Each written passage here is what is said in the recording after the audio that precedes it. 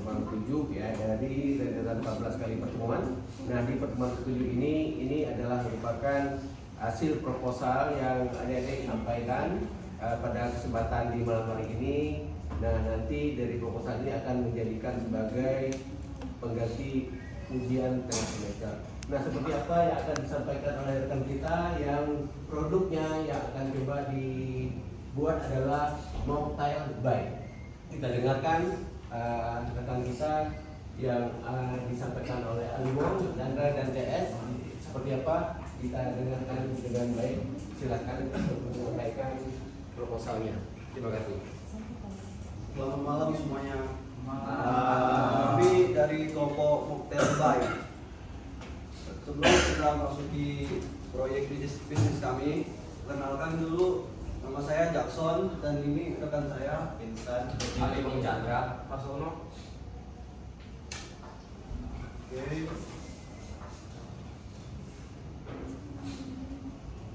Nah, apa itu mocktail? Mocktail bar itu adalah sebuah usaha minuman segar tanpa alkohol yang memiliki berbagai varian rasa dengan tampilan menarik dan cita rasa khas. Usaha ini kami rancang karena kami melihat peluang besar di pasar minuman kekinian, terutama di kalangan anak muda dan pekerja muda yang ingin menikmati minuman segar namun tetap sehat dan aman. Nah, untuk latar belakangnya berawal dari tren masyarakat yang semakin menyukai minuman modern dengan tampilan estetik dan rasa unik. Namun tidak semua orang ingin mengonsumsi minuman beralkohol. Dari situ kami melihat peluang untuk menciptakan minuman yang tetap terlihat mewah seperti koktail, tetapi tanpa kandungan alkohol, sehingga bisa dikonsumsi oleh semua kalangan. Itu rumusan masalah yang kami angkat adalah bagaimana cara membangun dan mengembangkan usaha minuman koktail yang kreatif dan menarik, memiliki daya saing tinggi di pasar lokal. Selain itu, bagaimana cara kami menyusun strategi pemasaran, mengatur keuangan, serta menjaga kualitas produk agar konsumen puas dan loyal terhadap brand kami. Untuk tujuan penulisan kami yaitu menyusun rencana bisnis yang jelas dan terarah, mulai dari konsep produk, strategi promosi, hingga analisis keuangan. Kami ingin membuktikan bahwa ide usaha sederhana bisa berkembang dengan perencanaan yang matang. Sedangkan manfaat penulisan ini adalah menambah wawasan dan pengalaman kami dalam dunia kewirausahaan, terutama dalam hal merancang bisnis yang realistis dan sesuai kebutuhan pasar saat ini. Nah, selanjutnya bab 2 akan dijelaskan oleh Arsono. Ini kita bahas berdua gambaran umum usaha. Yang pertama itu saya akan jelasin visi dan misi. Visi dulu ya. Visi kami itu menjadi pelopor bisnis minuman non alkohol yang kreatif, sehat dan berkelas, serta mampu menghadirkan pengalaman menikmati minuman segar yang unik dan berkualitas bagi semua kalangan. Yang dimana artinya kami juga ingin menjadi brand minuman mocktail lokal yang segar, modern dan disukai masyarakat karena cita rasanya yang khas dan inovatif.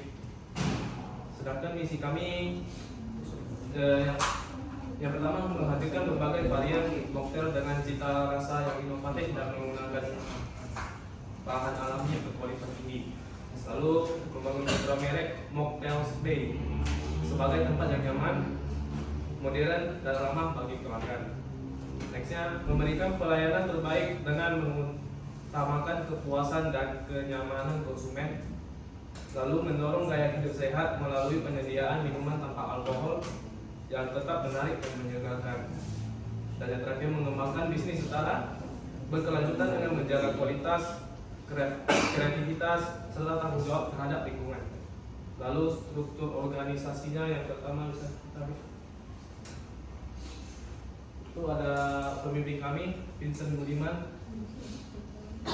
Lalu pada marketing kami berempat, finance Vincent sendiri, dan production Vincent dan Ali. Nah, tugasnya yang pertama yang pemimpin. Pemimpin itu dia membuat rencana atau membuat plan untuk pembuatan dan penjualan produk. Lalu dia juga mengawasi kelancaran proses selama pembuatan produk. Setelah itu dia juga bertanggung jawab atas pengambilan semua keputusan. Jadi kalau kita mau ada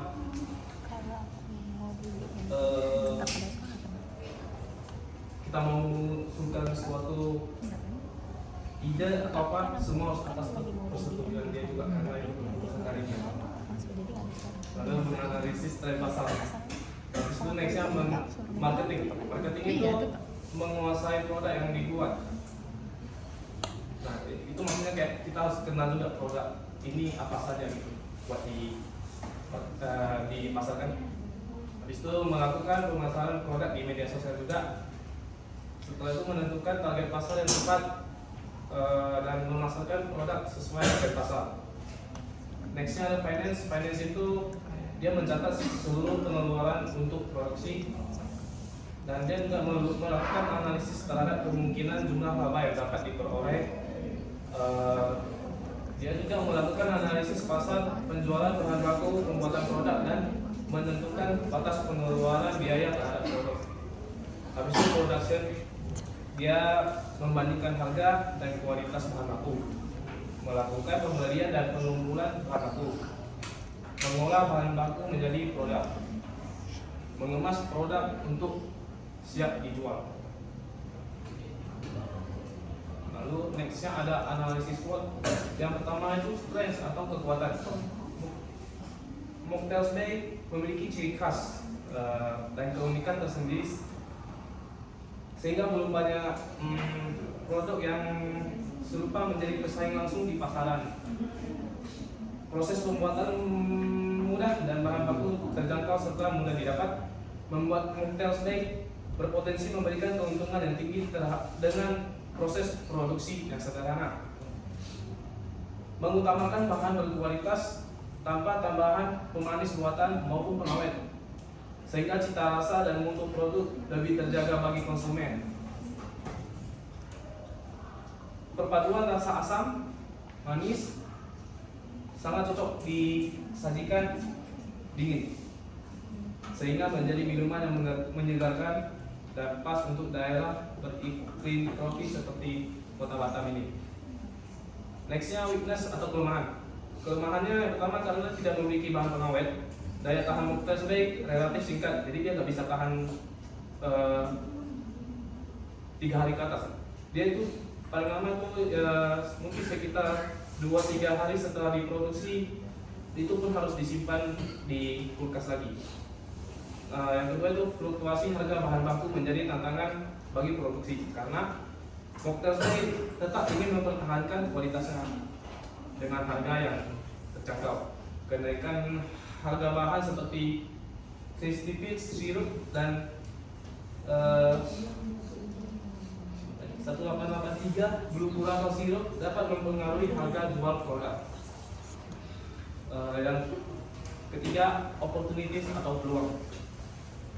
Yang pertama itu iklim panas di Indonesia, khususnya di Kota Batam, mendorong tingginya permintaan terhadap minuman yang segar, sehingga Mocktails Bay menjadi pilihan yang sesuai dengan kebutuhan konsumen. Lalu yang kedua, rasa segar perpaduan asam, manis dan dari Mocktails Bay sangat pas dinikmati bersama hidangan khas Nusantara yang cenderung pedas dan minyak, sehingga berpotensi menjadi minuman pendamping saat kita makan. Oke. Next, pemanfaatan media sosial sebagai sarana promosi membuka peluang besar bagi Mocktails Bay untuk memperluas pasar, menarik konsumen baru dan membangun brand awareness secara lebih efektif. Lalu threat atau ancaman. Kemungkinan munculnya usaha minuman dengan konsep serupa dapat meningkatkan persaingan dan menuntut Mocktails Bay untuk terus berinovasi agar tetap dapat bersaing. Lonjakan harga bahan baku serta secara mendadak dapat menyulitkan pengelolaan biaya produksi dan dia berpotensi memengaruhi penetapan harga jual Mocktails Bay. Ketersediaan bahan baku yang tidak stabil di waktu tertentu juga dapat menghambat proses produksi dan mengurangi kapasitas atau output penjualan. Dan yang terakhir, perubahan tren atau selera konsumen terhadap minuman segar bisa menyebabkan penurunan permintaan di masa depan. Sehingga Microspace perlu melakukan inovasi rasa dan variasi produk untuk mempertahankan minat pelanggan. Oke, sekian dari saya. Next, Pak 3 akan dijelasin sama Ali. Bab 3 bisnis model kanvas. Yang pertama ada key partners. Dalam menjalankan operasional, Mocktail Bay membutuhkan kerja sama dengan berbagai pihak yang berperan penting dalam mendukung keberlangsungan dan perkembangan usaha. Mitra atau key partners ini memiliki peran strategis untuk memastikan ketersediaan bahan baku, kelancaran distribusi, serta efektivitas kegiatan promosi dan pelayanan pelanggan. Yang kedua, key actives. Yang pertama ada product and price. Untuk sekarang kami Mocktail Bay hanya mempunyai satu rasa dulu yang bernama Ocean Bay, sorry ya. Ocean Bay dengan harga 22.000. Yang kedua, place. Mocktail Bay melakukan pemasaran di platform media sosial dengan username Mocktail 11. Promosi Mocktail Bay dilakukan secara direct marketing melalui Instagram melalui platform tersebut. Mocktail Bay dapat meningkatkan brand awareness serta interaksi langsung dengan calon customer. Key resource. Berikut adalah sumber daya yang digunakan untuk memproduksi Mocktail Bay. Yang pertama ada bahan baku. Bahan baku yang digunakan dalam pembuatan produk Mocktail Bay di antara lain beberapa sirup curacao, sirup peach, jus pineapple, dan jus lemon dan air. Kemasan yang digunakan dalam produksi Mocktail Bay berupa gelas mica berukuran 350 ml dan stiker logo Mocktail Bay yang berukuran 6x6. Peralatan yang digunakan Mocktail Bay adalah timbangan gram, shaker, dan jiggers.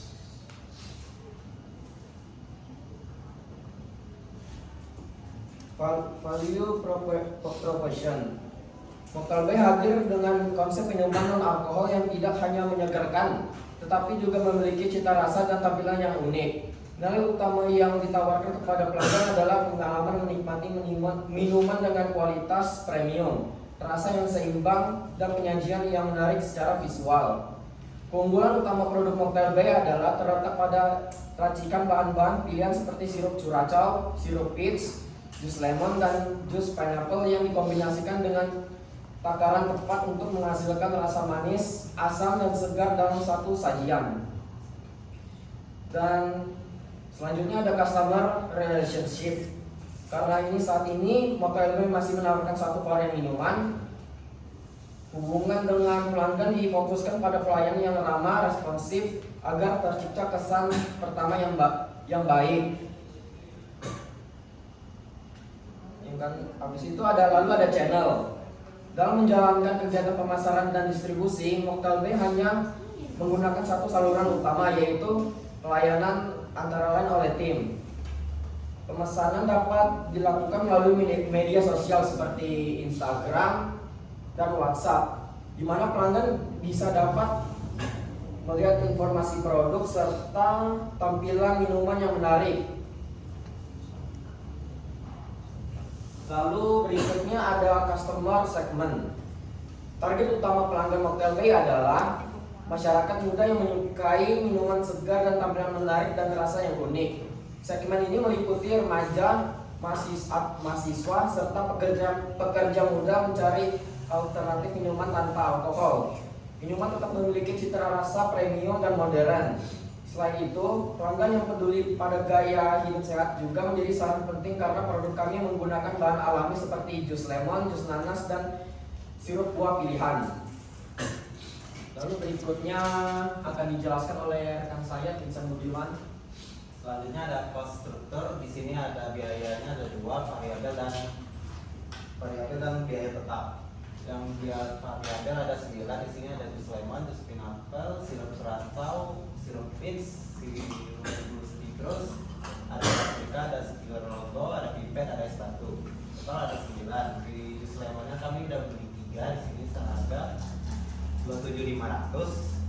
Yang totalnya 82.500. Sama seperti jus pineapple, selanjutnya ada sirup sriracha yang di harga 168.000, dapatnya 1 liter. Keempat ada sirup peach, kami udah beli 2, totalnya 80. Satu botol 180.000, totalnya 160.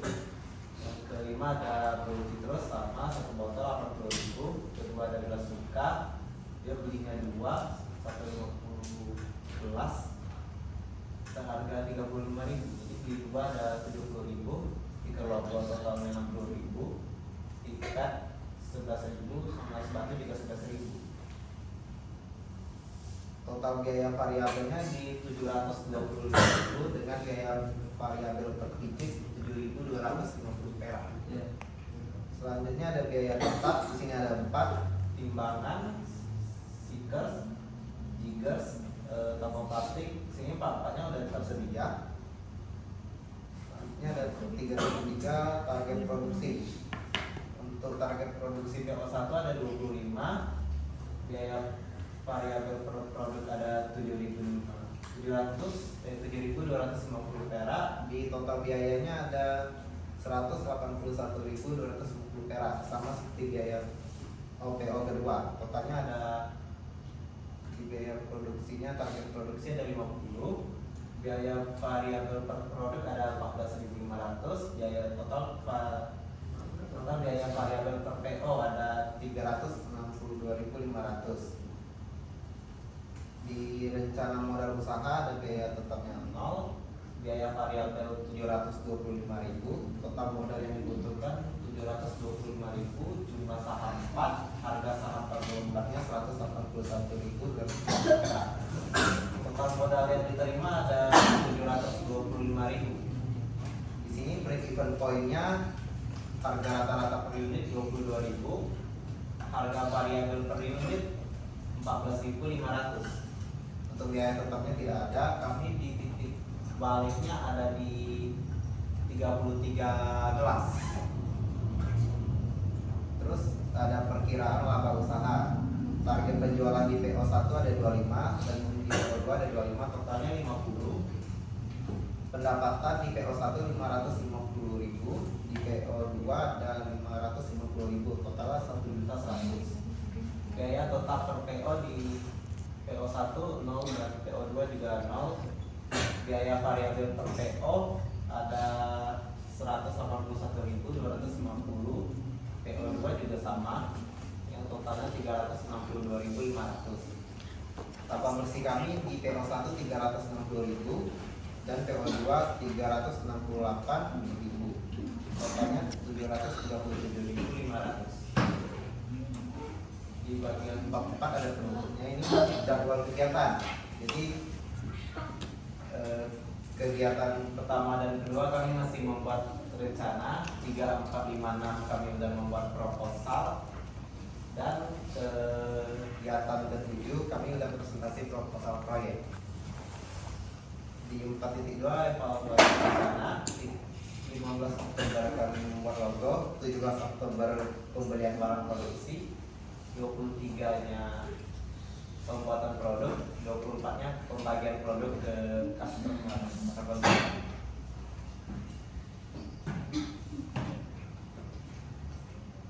Sekian dari presentasi kami. Ada yang ingin bertanya pertanyaan? Oke, dari beberapa proposal yang sudah dipresentasikan tadi, ya mudah-mudahan kelanjutan dari usaha yang ada dilakukan ini bisa meningkat ya, dan berkembang.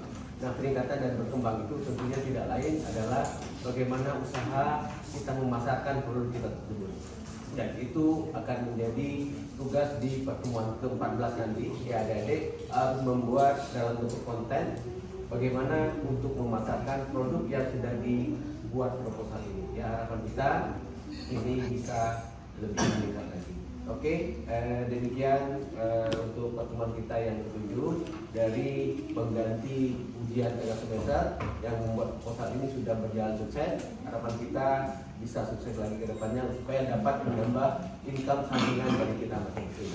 Jadi kurang mohon maaf, Bapak ucapkan wabillahi taufiq wal hidayah. Assalamualaikum warahmatullahi wabarakatuh. Sampai ketemu di lain kesempatan. Salam sukses untuk kita semua. Sukses. Sukses.